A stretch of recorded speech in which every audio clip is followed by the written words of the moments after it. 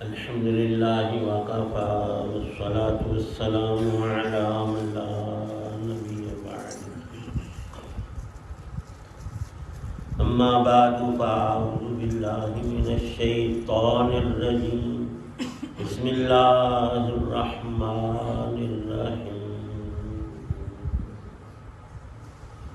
يوم تبيض وجوه وتسود وجوه فأما الذين اسودت وجوههم أكفرتم بعد إيمانكم فذوقوا العذاب بما كنتم تكفرون.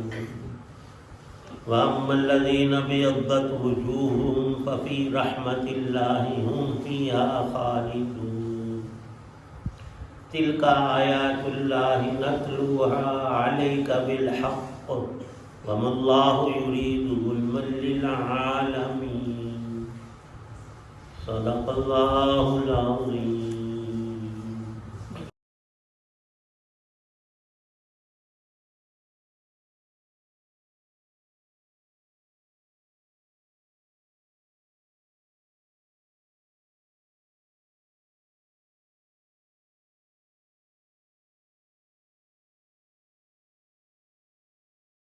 اس دن جب کچھ چہرے چمکتے ہوں گے اور کچھ چہرے سیاہ پڑ جائیں گے.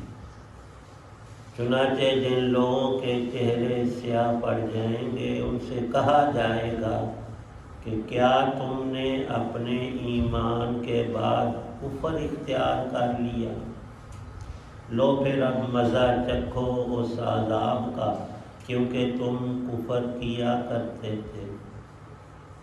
دوسری طرف جن لوگوں کے چہرے چمکتے ہوں گے وہ اللہ کی رحمت میں جگہ پائیں گے. وہ اسی رحمت میں ہمیشہ ہمیشہ رہیں گے. یہ اللہ کی آیتیں ہیں جو ہم تم میں ٹھیک ٹھیک پڑھ کر سنا رہے ہیں.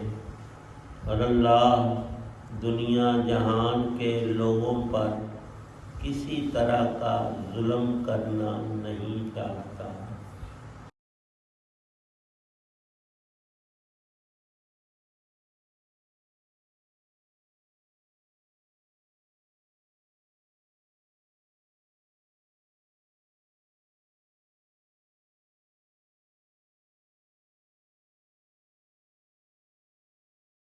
سورہ آل عمران کی آیات 106، 7 اور 8 ہیں. اللہ تعالی شان کے ہاں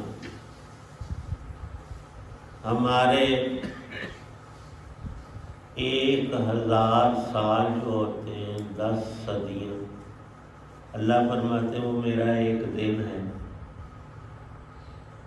اس سے اللہ پاک کی عظمتوں کا، اس کی شانوں کی بریائی اور بڑائی اور علو مرتبہ کا کچھ تھوڑا سا پتہ چلتا ہے. عند ربک کا الف سنۃ مما تعدون. لوگوں جو تم گنتیاں کرتے ہو نا دنوں کی، سالوں کی، یہاں تمہاری صدی 100 سال کی ہوتی ہے اور اللہ کے ہاں تمہاری 10 صدیاں، 1000 سال، دن نہیں سال. عند ربک کا وہ ایک دن شمار ہو. اور آخرت کا دن جس میں اللہ تعالی شانہ نے ہم سب انسانوں کا، اولین آخرین کا حساب لینا ہے اور تول کرنا ہے، نری گنتی نہیں. ہر طریق سے اللہ فرما رہے ہیں میں کسی پر ظلم نہ کرتا ہوں نہ کرنا چاہتا. وہاں تو نری رحمت ہے یا پھر عدل ہے.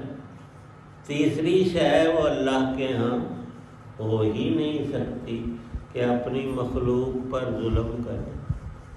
پھر یہ سزائیں اور آخرت کے عذابات فرمایا یہ بندے کے اپنے کرتوت ہیں. وہاں کو باہر کی چیزیں عذاب نہیں ہوں گی.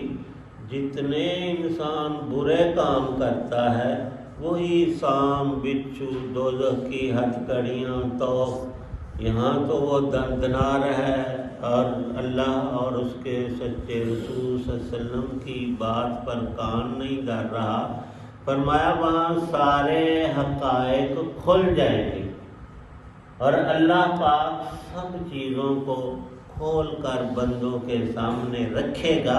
ان میں ایک بات یہ پیش آئے گی کہ دنیا میں جو ہم مسلمان ہیں، الحمدللہ دل و جان سے خوش ہونا چاہیے اس بات پر کہ ہمیں ماں کی گود ہی میں ایمان اسلام حاصل ہو گیا۔ اللہ نے ہمارے ماں باپ اور آباء و اجداد کو یہ نعمت بخشی اور ہم تک اسے باقی رکھا، اور ہمیں ہمیشہ یہ دعا کرنی چاہیے کہ یا اللہ میری نسل میں بلکہ سب مسلمانوں اور کفار کو بھی ایمان عطا فرما۔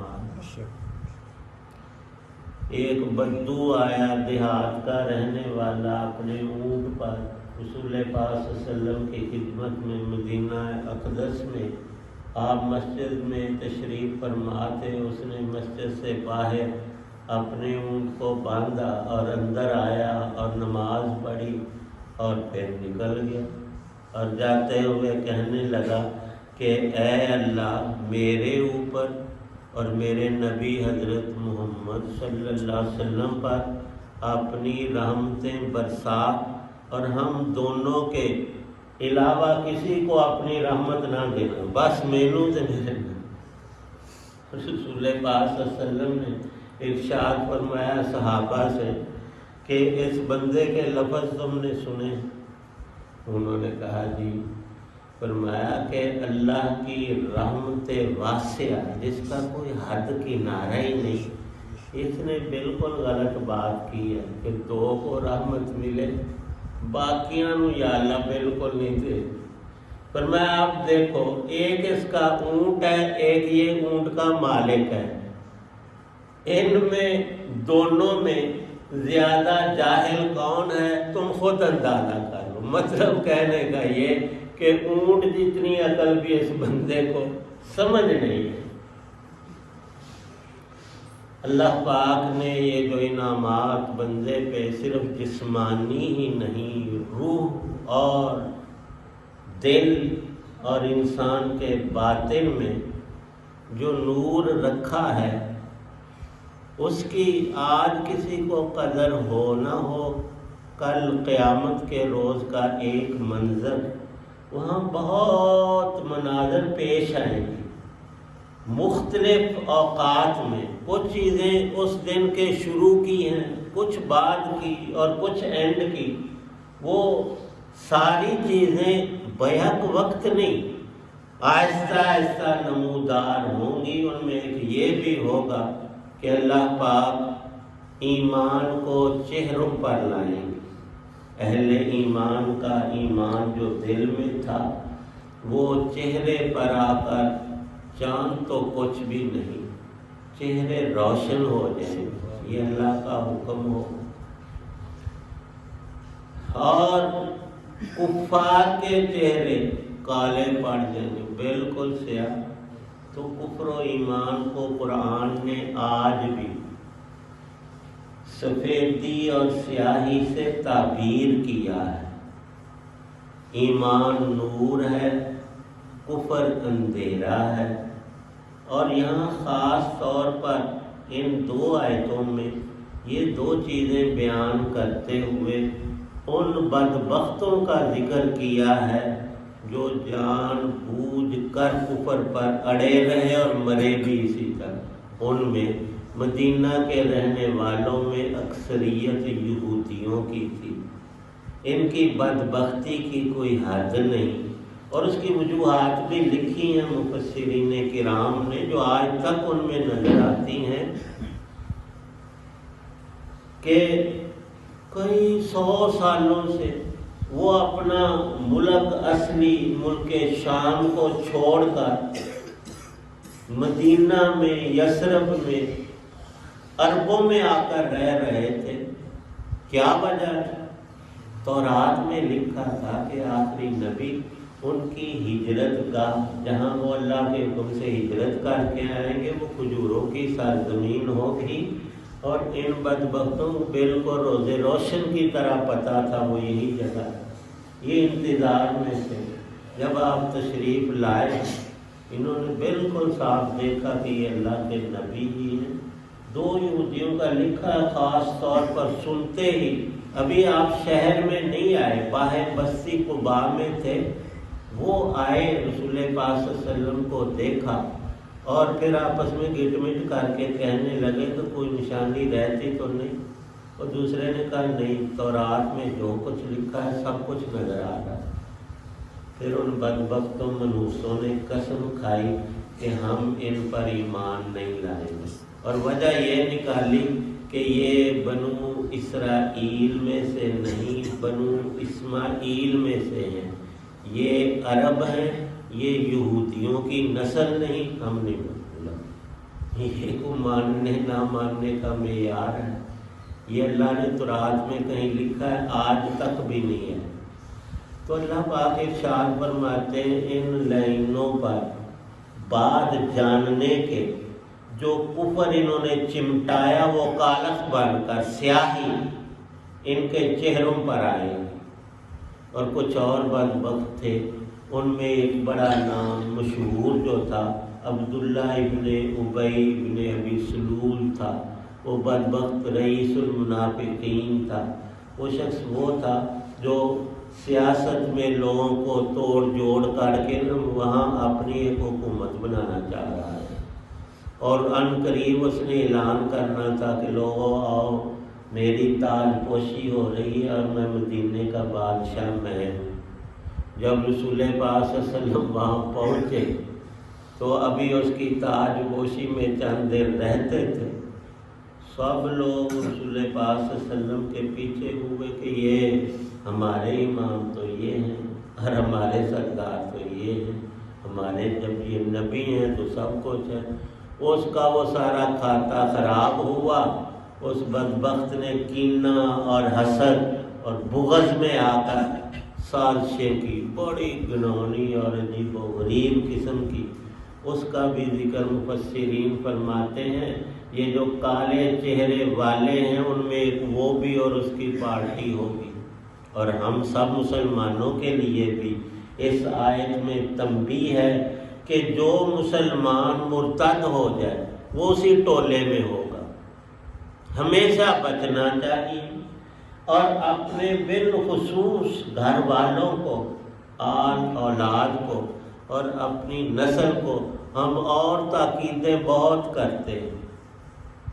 کئی علاقوں میں دشمنیاں، باوجود مسلمان ہونے کے ان کا ساری زندگی اسی میں، روپیہ، طاقت، عقل، سب کچھ اسی میں خرچ ہو رہا ہے۔ ایک دو مثالیں نہیں، بے شمار ہیں۔ ہمارے ساتھ ہی جنڈیالہ، اس کے بارے میں بڑی مشہور کہانیاں، انہوں نے ان کے اتنے مار دیے، اس پارٹی نے اتنے مار دیے، اور پھر ابھی تک وہ سلسلہ رکنے کا نہیں، آگے سے آگے چلتا جا رہا۔ تو اللہ تعالی شانہ ارشاد فرمایا میں کسی پر ظلم نہیں کرتا، لوگ خود اپنی جانوں پر ظلم کرتے ہیں۔ کوئی اگر اسلام کو چھوڑ دیتا ہے، اللہ کی نافرمانیوں میں پڑھ کے کفر تک کا ارتکاب کر لیتا ہے، اللہ کا کوئی نقصان نہیں۔ وہ کاٹا جو کہتے ہیں ہم پنجابی میں، وہ انسانوں کا وصف، رب کو کچھ نقصان نہیں، کبھی نہ ہوا نہ ہو سکتا ہے۔ یہ بندہ آپ اپنا نقصان کر کے ایمان کو چھوڑ گیا، فرمایا کہ ناحق ایک جان کو مارنا، کسی ایک انسان کو قتل کرنا، یہ مسلمان بھی تھا قاتل تو اس کے لیے قرآن میں حکم آ رہا ہے کہ یہ ہمیشہ دوزخ میں رہے گا۔ حقبوں، ہزاروں نہیں، لاکھوں کروڑوں سال وقت بے شمار وہاں، کیوں؟ اس نے ظلم اور جرم بہت بڑا کیا ہے، اللہ کی پیدا کی ہوئی ایک جان کو اس نے مار ڈالا۔ فرمایا یوں سمجھو کہ اس نے روئے زمین کے سارے ہی انسان مار دیے، تو اس سے بڑا مجرم کون ہوگا؟ فرمایا کہ جو دین ایمان کو چھوڑ جائے، کفریات اور بڑے گناہوں میں پڑھ کر اپنے آپ کو برباد کرنے والا، وہ بھی کل قیامت میں کالے چہروں والے جو لوگ ہوں گے اہل کفر، اس کے چہرے پر بھی یہ سیاہیاں اور کالخیں، اور یہ قرآن کے الفاظ بالکل صاف عیان نظر آئیں گے۔ اور دوسرے گروہ کا فرمایا کہ ان کا کیا کہنا، ایمان اور نیک عمل والے، ان کے روشن چمکتے خوشیوں سے بھرے چہرے شاداب اور ضاحکہ وہ ہنس رہے ہوں، ان کی خوشی ان کے چہرے سے ٹپک رہی ہوگی۔ فرمایا یہ دنیا کی خوشی نہیں ہوگی، یہ ہمیشہ ہمیش رہے گی۔ یہ اللہ کی وہ رحمت ہے جو اخروی ہے، جس کا انقطاع اور اختتام رب نے رکھا ہی نہیں، بلکہ روایات میں آتا ہے کہ جب یہ ہنستے ہوئے جنت میں داخل ہوں گے اللہ کے حکم سے، تو ان کا حسن ہر آن بڑھتا رہے گا۔ یہ بات دنیا میں سمجھ نہیں آتی، وہاں دکھائی دے گی۔ تو اللہ تعالی شانہ نے ان آیات میں کفر و ایمان کی جو تفریق اور تقابل اور فرق بیان کیا ہے، اللہ پاک ہمارے دل میں اس بات کو اتارے اور ہمیں وہ روشن چہرے والے جو اہل ایمان ہوں گے قیامت میں انہی میں اٹھائیں۔ واقع